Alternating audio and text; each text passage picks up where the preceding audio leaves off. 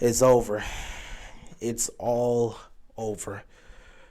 First off, I want to say congratulations to the Denver Nuggets for winning your first ever NBA championship in franchise history. Congratulations to you guys. You absolutely deserve it. You guys have had an amazing season. You were the number one seed in the Western Conference. You were playing the best basketball in the Western Conference, but a lot of people did not put their faith in you. They picked the Phoenix Suns when they got Kevin Durant. They started picking the Lakers once they got Russ out and got those pieces. Everyone thought Denver was going to fold in the playoffs, and Denver showed why they were the best team in the NBA.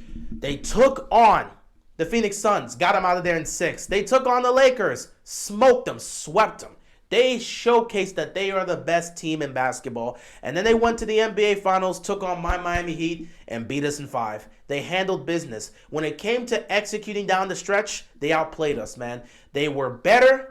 They were more physical. They executed better. They were just tougher, man. They deserve it. Congratulations to them. Congratulations to Jamal Murray. It's been a hell of a journey for him to get back to being healthy. He wasn't even sure if he would ever get back to what he was prior to the injury. You know, he didn't want to be a burden on the team. And for him to be able to recover from that, come back and be a part of this championship team, shout out to him. Shout out to Nikola Jokic. Nikola Jokic right now has claimed the title as the best player in basketball. He damn near averaged a 30-point triple-double throughout the entirety of the postseason. That's insanity. The guy has taken that crown as the best player in basketball. He should have won his third MVP over Joel Embiid, but it is what it is. He got the trophy and he got Finals MVP. So congratulations to Nikola Jokic. Congrats to all of Denver. Way to go.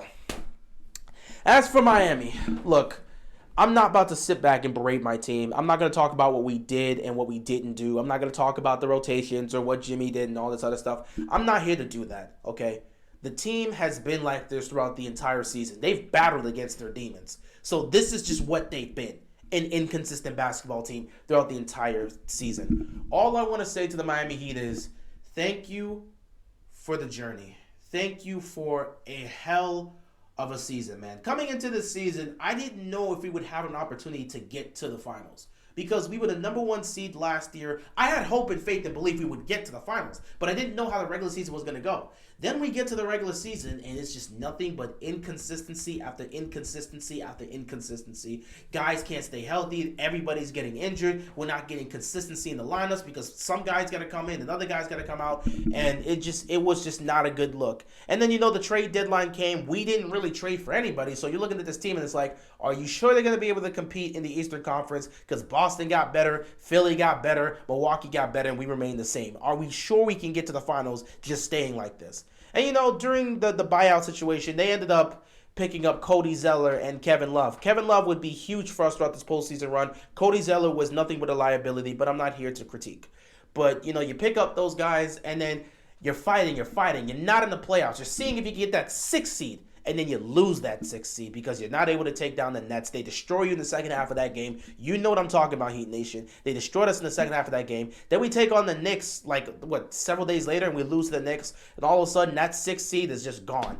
And we find ourselves in the play-in tournament as the 7th seed in the Eastern Conference. And I'm sitting there thinking, okay, well, maybe we could, win this game against the Hawks and see what we can do against the Celtics. We went to 7 with them last year, so maybe we can go to 7 this time and potentially get a first-round upset.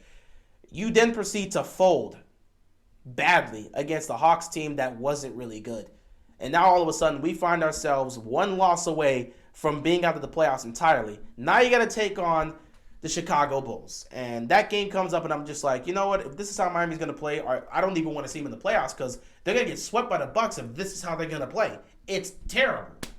Then you get to that game against Chicago, and for much of it, it's not really much happening. You could clearly see that through the first 3 quarters, Chicago just seemed like a better team, and as the fourth quarter was winding down, Chicago found themselves with a lead. Miami was battling, but it just looked like Chicago was going to take that game. Then all of a sudden, with 3 minutes left, something just clicked with Miami. And when that clicked with them, they just went on a run, closed that game out, and they got into the playoffs. And once they got into the playoffs, I said, hey, anything can happen. Let's see. Let's see if we can go on a run. This is the final season of Udonis Haslem as a player because he is retiring. So now he's retired because the finals is over. So Happy retirement to Haslam. Thanks for all the years you've been here. You represent the Miami Heat. But yeah, we get into the tournament. I'm like, all right, let's see what we do against Milwaukee. Game 1 happens, and yes, Giannis does get hurt. Miami goes on to win Game 1. And I'm sitting there thinking, if Giannis does not return for this series, Miami could potentially steal this one. And then we can see what really happens. He's out for Game 2 and Game 3. Miami has a 2-1 lead heading into Game 4. And Giannis plays both Game 4 and Game 5, and he plays well in Game 4, plays really good in Game 5. And Miami found a way to come back down double digits in back-to-back games. Jimmy Butler against the Milwaukee Bucks, that was an all-time great performance. He averaged 37 points in that series. Insanity to pack up the Bucks in 5 games. Once I saw that, I thought to myself, we can make it to the finals. You get to the second round. Now, it's Game 1 against the Knicks, and Jimmy Butler badly injures his ankle. And to be honest, Jimmy Butler has not been the same since the ankle injuries. But we're not going to make excuses for that, because at the end of the day, when you go out there and play, no one cares about your injury. They see that number on the back of your jersey. They see Butler there, and they expect you to play. That's how it's always been in sports. So we can't hold the injury as a form of excuse. And Jimmy's not going to use that as an excuse. It is what it is at the end of the day. So yeah, we take on the Knicks. Jimmy gets hurt. He misses Game 2. We almost beat him. We go back to Miami. Tied 1 apiece. We win both home games, go back to New York to take on the Knicks in Game 5 at Madison Square Garden, and they win that one, and now all of a sudden it's a very tough Game 6. And it was a gritty Game 6. Miami found a way to win, and they advanced to the Eastern Conference Finals, and I'm thinking, okay, we're right back in the Eastern Conference Finals against the very same team. Can we get over the hump and get to the finals? And boy, was it a crazy series, man. Game 1 and Game 2 on the road in Boston, Jimmy Butler showed up and did his thing. Game 1, he had 35 points. He was doing his thing. It seemed like he was better. He recovered from the ankle injury, but it still was lingering. But he was just playing well. Game 1, he was there. Game 2, we all know what happened with Grant Williams. He provoked Jimmy Butler, and Jimmy went and did his thing, closed that Game 2 out. And we go to Miami for Game 3. We blow these dudes out, and we're up 3-0. And all of a sudden, we're feeling ourselves. But then we lose Game 4 because we didn't play well in the second half. And then we lose Game 5 in a blowout. And then in Game 6, it's a very, very serious issue, and it's going back and forth. And Miami somehow finds a way to get the lead with 3 seconds left, and then Derek White gets one of the most unbelievable game winners I've ever seen.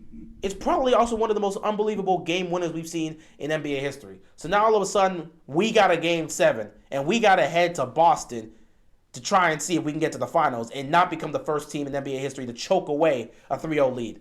We go into Boston and we handle business, and we advance to the NBA Finals.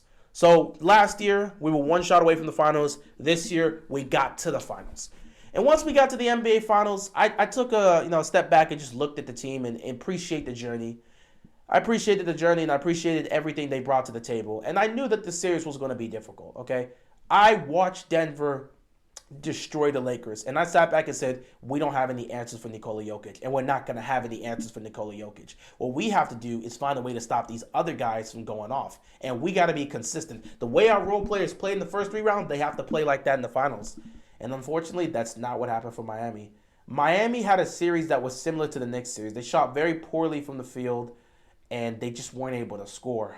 It was tough, man. You didn't really get much from Gabe Vincent or Max Strus, so your backcourt wasn't doing much. The bench wasn't producing like that, and it was tough, man. It was tough. But I went into the finals, and I sat back and accepted my fate. I said, we don't have an answer for Denver. They're probably going to win this in 5 or 6 games, but hey, let's go out, do what we can, and see if we can make this a competitive series and see if we can make it a fight. Game 1, we get destroyed down the stretch. We really get destroyed badly. Game 2, we come back down double digits thanks to Duncan Robinson's 10 points in the fourth quarter to start off the quarter, and we find a way to win that one, tie the series.